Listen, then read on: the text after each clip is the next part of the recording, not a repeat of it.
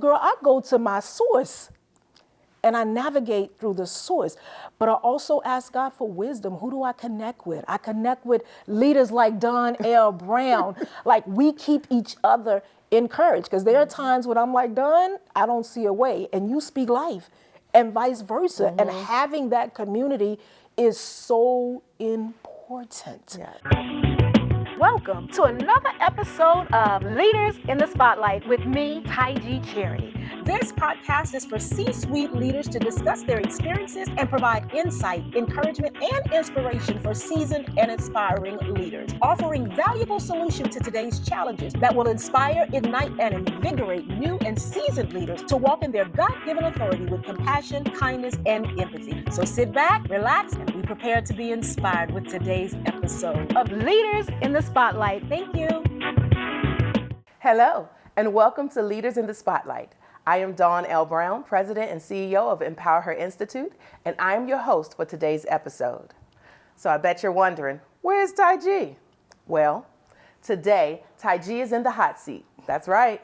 We are learning from and shining the light on the illustrious founder and CEO of Kids in the Spotlight. Now, please join me in welcoming today's leader in the spotlight, Tige Charity.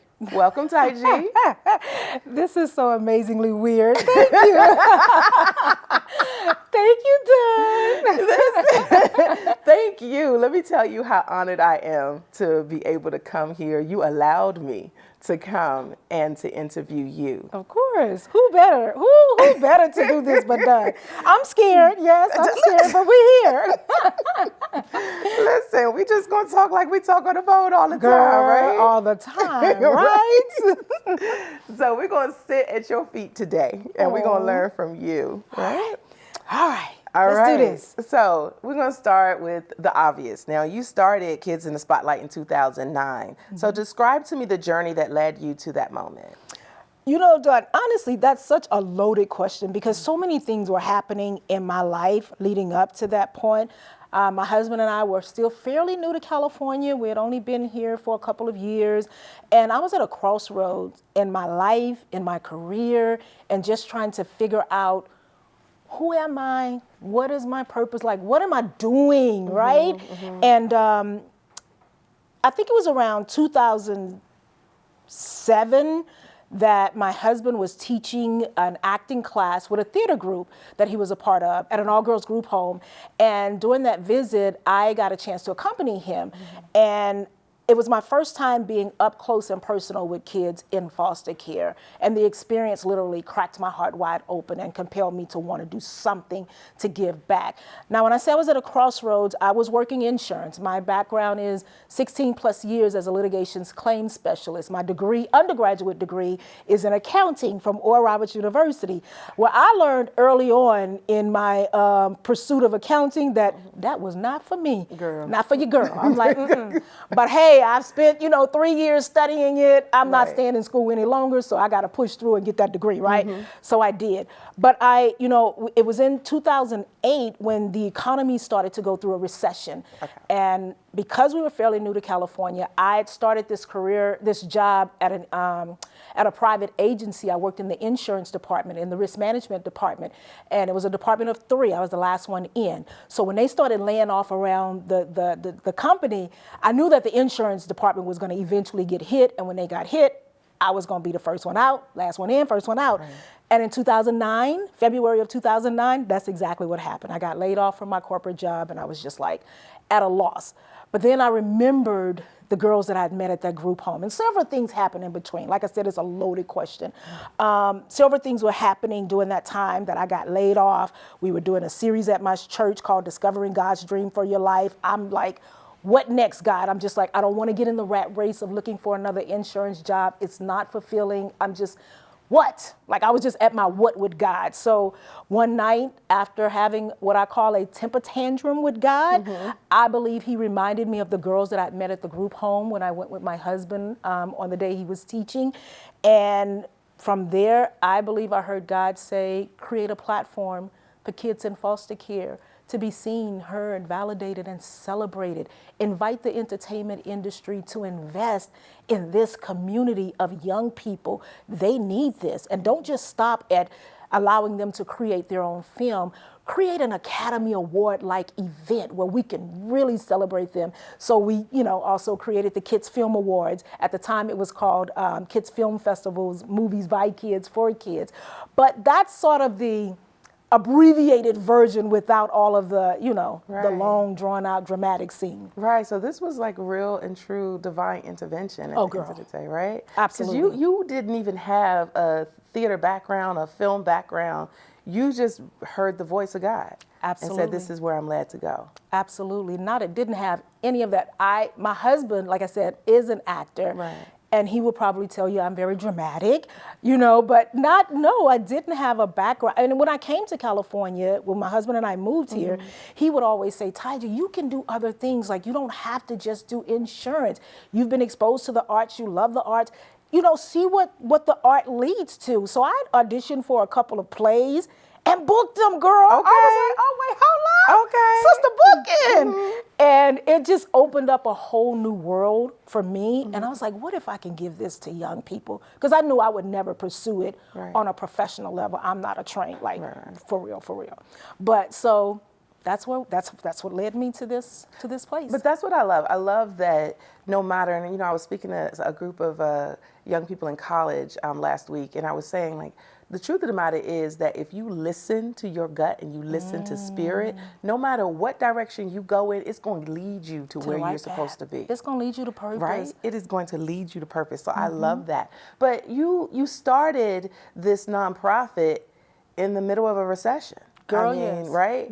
And at a time when you were unemployed, so it wasn't like you had something to fall back on. Right. So let's go back to the early days of Kids in the Spotlight. And what was that like? What was the biggest challenge that you were facing at that time, and how'd you overcome it? I think the biggest challenge was my own ambition. I was so excited when I felt like I had purpose and God was giving me this thing to do. I was like, okay, thank you, I got this. And I just started to run ahead full pace. Like if you know anything about filmmaking and all of the intricate details of filmmaking, I was the producer, I was the craft service person, I was the caterer, I was the one putting call sheets together, I was the one booking all the talent to work with the kids, I was the one looking for the schools, I was the one pitching to the schools. Like, I was literally running on 100. Even when I was tired, like, I was pushing past being exhausted, and I was doing it all basically out of pocket, unemployed, credit cards. Like, that's how much I believed in the vision of what I was given, but I wasn't pacing myself. Right. And I wasn't actually, okay, Tige, you've got this vision, let's sit down and create a plan. And we did fundraisers, so there was some money. It wasn't all out of pocket, but I was taking on the bulk of the expenses to do the work that I believe was given to me to do. So I think ambition was the biggest challenge for me, because I called on a lot of people. Like, my husband's an actor. I called on people, his friends. The church that I was attending at the time. We had a lot of industry people there. My pastor was a former Motown songwriter, Frank Wilson, the late, great Frank Wilson. And so there were a lot of people from the entertainment industry that was attending my church. So I was like, hey, Pastor gave us this assignment about discovering God's dream for your life. Well, I believe I discovered mine and I need your help. So it kind of, pulling on the community at the same time to help, build what I believe God had given me to do. Okay. So, and that is such a great lesson for us to even look at today as nonprofit leaders, because we're always trying to do everything, right? We're always putting on all the hats and trying to do everything, burning ourselves out, and forgetting the fact that the community has to wrap their arms around us. Yes. Right? But that's the whole purpose of nonprofits. Exactly. It's for community. It's the community. It's all we about are the community. Right? Exactly. Yes, absolutely. I love that. So, but today you are the owner of a beautiful production studio, and Kids in the Spotlight is thriving. So talk to me about the journey to the building ownership. And I remember you telling me that story about the decree. So talk to me about that. Okay, well, first, so leading up to getting the building, I believe that sometimes God gives you vision in steps. Like, I don't think he gives it everything at one time, at least not for me. Because I think if God had showed me in the beginning that we would be owning a production studio, I'd be like, quit tripping, like, for real, like, I just don't see it. But as we begin to do the work, and within the work, we're renting out all these production studios because the mission of Kids in the Spotlight is to allow young people to write, cast, and star in their own short films, telling their stories their way through storytelling and filmmaking. So when they write these scripts, we're producing their films, and we're spending all this money on renting studios. And I felt like God was like, what are you doing? Now it's time. You create the studio, but you get to create a studio that becomes a social enterprise that really connects industry professionals to the work, where they can rent out the space and young people from the system can shadow and actually intern and get work from the productions that's happening. I'm like, oh God, you're so much smarter than me. I love it, right? So when I went on that journey, we got so many no's because building owners, even, just wanting to lease the building before purchasing, everyone was saying no. When they found out what the mission and the vision of KITS was, they were like, no, because they envisioned foster youth in their space, wrecking up their stuff. Like, it was a very negative stigma around it. And it was very discouraging. I had like 3 realtors who was looking, and I just got frustrated. I'm like, okay, God, if you really want me to do this, I'm gonna get online and I'm gonna look for myself. And I did, and found this place, came to it, spoke with the broker who was over this place, and just say, look, this is the deal. This is what I'm struggling with. And I was just honest and vulnerable. And he said, let me talk to the owners and I'll get back to you. And he did, and the owner said, yes, we can, and we'll do a lease to purchase. Like, let her lease it, but by the end of the year, she's got to be ready to purchase this building because we don't want to, they didn't want it. They wanted to be done with it.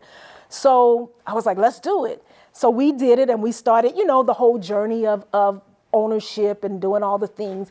And one of my board members, who's a insurance agent, not an insurance agent, real estate agent, she was, doing all the background work, getting the deeds and all of that stuff.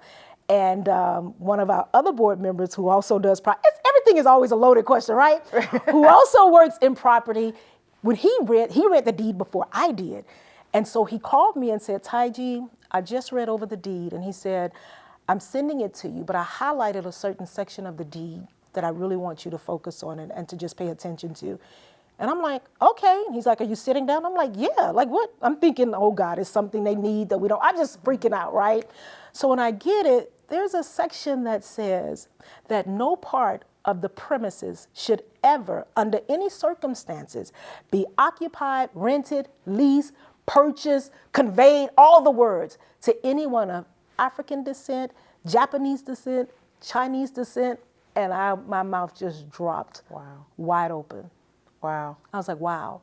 I said, people have been thinking a long time how they can keep Black people, minorities down. Right. Because it's the system, That's right? And I love that you were faced with, honestly, the ultimate no, and you said, we breaking this cycle. Oh, right. That was a motivation. Like, okay, well, we got to do everything we can. We got to own this. We have to purchase this building for sure, if for no other reason, because you decided from the early 1900s that we weren't worthy enough, right, smart enough, skilled enough to own and occupy our own building. And what I love is that you have that framed, and when we walk into this beautiful studio, it's there. People want us to forget, but I'm like, no, we can't forget. Our children need to know these are the oppositions that we had to face as a people. Right. If nothing else motivates you, this alone should motivate you to have your feet on the ground, 10 toes down, as the young people say, pursuing purpose and leaving a legacy, because people of old were trying to make sure you didn't own a thing. See, this is why I wanted to talk to you. This is why I wanted to interview you, right? Girl. But see, the other part of that, though, Tige, and don't miss this part, which is that that also sends the message of who you are and who we are today. That we broke that cycle, that we killed that part of the system, right? And look at where we are today. So even when somebody, and that's what young people got to know, especially young people from systems like the foster care system, right? Yeah. That even when folks close their doors and try to hold you down, you go, nope, I'm still taking over. You better find a window. Okay. You better find. So I love that. The underground. You better find the underground railroad. Right. You better find it. It's not just about the history of that, but where we're going forward in that too. And I think that's so relevant because of where we are in 2025. Because, honey, they trying to take us back. So let's talk about that for a second, right? Let's talk about that for a second. Do we have to? Right. But we're gonna put a spin on it. So, 2025 has been a challenging time for nonprofit organizations. Yes. How are you weathering the storm and ensuring sustainability for your organization? I mean, well, as you know, I am a woman of faith. I do believe in the power of prayer, and I spend a lot of time praying and talking to God. There's a scripture that says, a man plans his ways, but God establishes his steps. But there's also a scripture that says, lean not to your own understanding, but in all your ways acknowledge Christ, and he will direct your path. So I'm like, God, I need you to direct my path. Because it looks scary. But you also said no weapon formed against us shall prosper. So girl, I go to my source and I navigate through the source.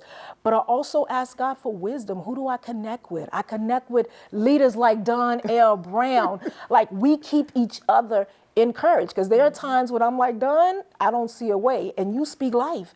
And vice versa. And having that community is so important. Yes. So that's how I navigate. And I navigate by being open and honest with my team as well, because we're a village. We're doing this work together.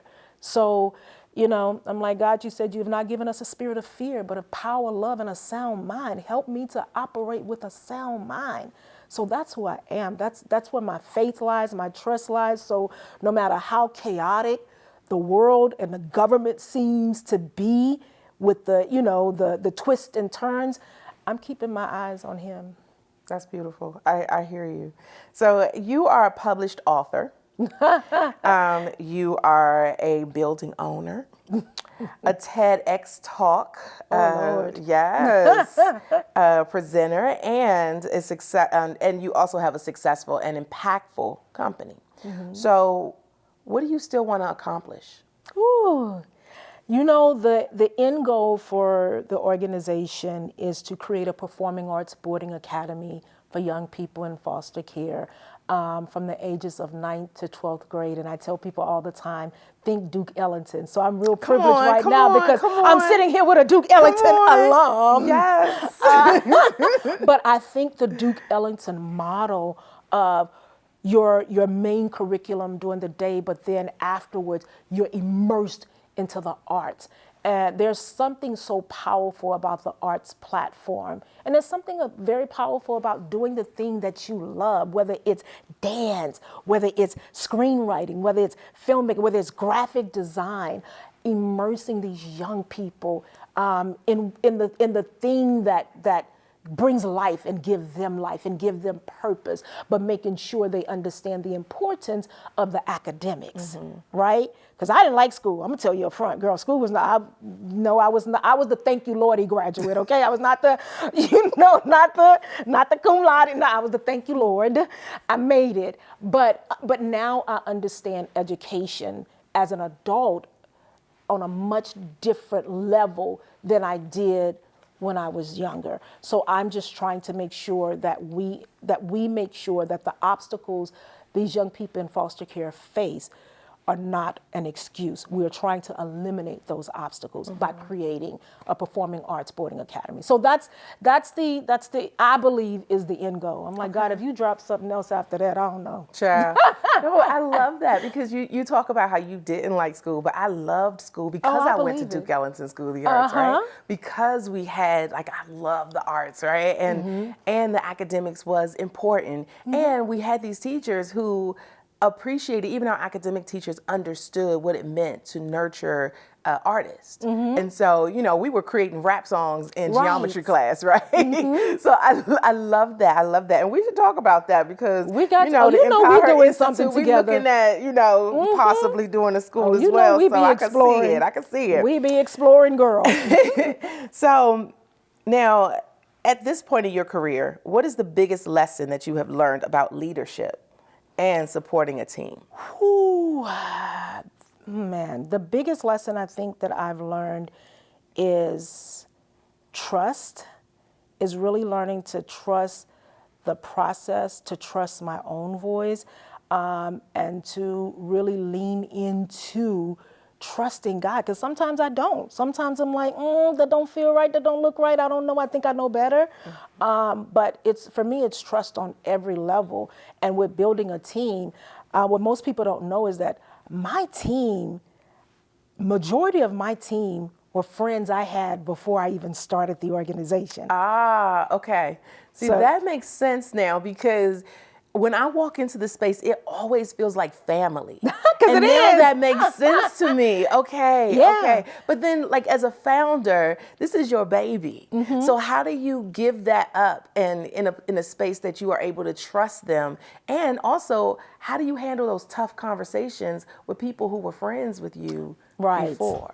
And that was part of the challenge, identifying the culture that we want to set. It was also part of the challenge when you hire new people that you didn't have a relationship with or that you don't have a relationship with. When they come into a culture where you're connected and surrounded by friends, and they see and they're like, oh, well, I can. It's like, oh, no, we don't know each other like that. We had to really establish those boundaries, right? So for me, it's going back and separating the friendship from the work leadership, Tige. And it hasn't always been easy, but I think I am surrounded by friends who respect that now and see that now. We still cool, we still Tige cool, but when it comes to work, they understand. Tige is about the mission and the impact of kids. I understand the why very clearly, and nothing gets in the way of the why. Not even friendship. So they understand that, and we understand each other. And they know their why too. I think because we constantly reiterate what we're doing here. People know at Kids, if you here for a paycheck, let me help you. I'd rather be a resource for you on your next job than a hindrance, because you don't belong here. Got it. So, okay, so we got to wrap up, but I have to ask you this. I know, right? Because I got a bunch of other questions I want to ask. Let's take 10 more minutes. So, time is it? I mean, you are the boss, Give us 10 more minutes. Producers, can we have 10 more minutes? Is our next guest here yet? All right. Let me ask you this question, though. I got to ask this question because you are juggling being a wife, a mother, and also, running a company. So how do you balance all of that and take time for yourself? Oh, Lord, Dawn. For real? You asked that question? I know. That's why I'm pushing you. Oh, God. I don't. I mean, the short answer is I really don't. I'm working on that. That's something that I'm really, really working on, because in the equation, I feel like I come last. And that's been really taxing on me. So I'm now trying to kind of navigate that ship in a different direction so that I can have a more balanced life, because oftentimes I pour to the point of depletion, when there is nothing, nothing. And it got so bad to the point where I lost sight of what I even like. I just lost sight of, well, what do you like? Other than, worship service, girl, I do get my lifeline Sunday mornings, and then just in my private time of just worship, that's when I'm fueled. But in the private time, I find most of the time it's in between, I'm multitasking. I'm singing in my car, but it's not like that focused time where I can just allow myself to just kind of unwind. And that, I would tell you this, that's why I asked you that question. Because I need to push you, right? Because God is telling me to tell you. And I truly believe this, because I started writing my questions today and this morning, and I said, and I wasn't going to write that question. And God was like, nope, ask her about how she's taking time for herself. Don't just ask her about balance, because that's the part she's missing. And she's got to keep going in order to have that school. So how we gonna mix that up, right? So that's the part that I need you to challenge yourself, because you done told everybody now that you are depleted, right? Put it out there in the streets. And so you're gonna put it out there in the streets. So now, what you gonna do different, right? And so I'm gonna challenge you to think about that, and we're gonna have another conversation about that at another time. Yes, ma'am. Part two. Let's end this with this question: what do you want your legacy to be when you are gone from this earth? What do you want people to remember about Tige? That she was obedient to what she believed God told her to do, and she pursued it with every ounce of her being. That's what I want people to know, that she was obedient. It's just, for me, it's that simple. That's what I strive for, to please God, and that's what I want people to remember me by. Yeah. Well, there you have it. Thank you so much, Tige. Oh my gosh, you got me all sweating. Should have put me on the woo, Jesus. Well, I want to thank you for joining us today on Leaders in the Spotlight on your own show.